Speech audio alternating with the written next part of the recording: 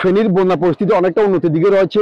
ঢাকা চট্টগ্রাম মহাসড়ক, ফেনী নোয়াখালী মহাসড়ক, ফেনী বিলোনিয়া আঞ্চলিক সড়ক সহ প্রায় প্রতিটি সড়ক থেকে পানি নেমে গেছে।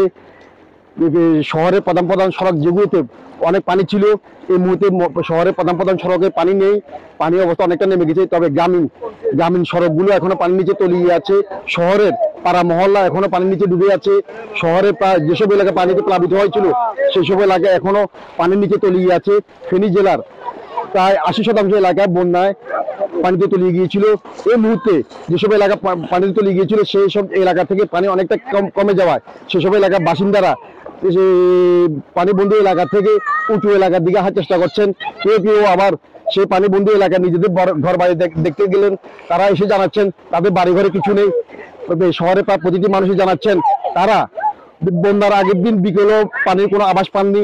সন্ধ্যার সময় দেখেছিলেন একটু পানি, রাতে ঘুমিয়ে পড়ার পর তারা দেখতেছেন যে অবস্থা, সকালে ঘুম থেকে উঠে তারা তাদের খাটের উপর পানি আবিষ্কার করেন। পানি আবিষ্কার করার পরেই তারা কিন্তু ঘর থেকে উপরে চলে যান, যে যার মতো করে উপরে চলে যান। এই মুহূর্তে অ্যাকচুয়ালি ফেনী জেলার প্রায় 2/3 এলাকায় কিন্তু বিদ্যুৎ নেই, প্রায় এলাকায় আপনি মোবাইল নেটওয়ার্ক নেই। এই কারণে কেউ কারোর সাথে যোগাযোগ করতে পারছেন না।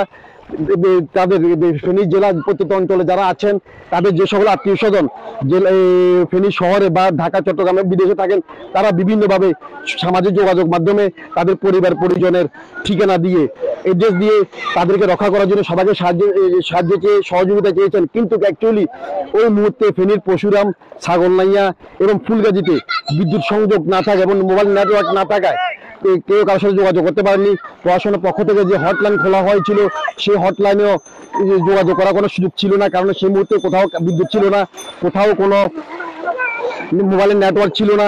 ফেনী শহরে আমি এখন যে এলাকায় দাঁড়িয়ে আছি এটা হলো অর্থাৎ ফেনী সদর উপজেলা মতবি ইউনিয়ন।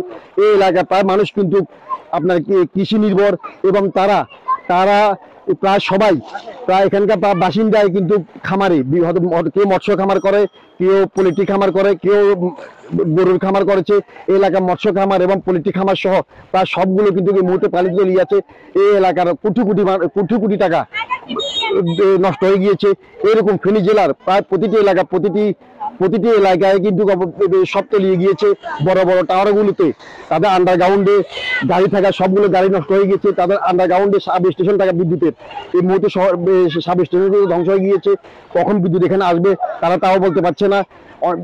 ফেনী শহরে অ্যাকচুয়ালি অবস্থা কোথায় কে মারা গিয়েছে, কে কোন জায়গায় আছে কেউ বলতে পারেনি। সাহায্যকারীরা যারা এসেছেন তারা দুর্গত এলাকায় প্রবেশ করতে পারেনি।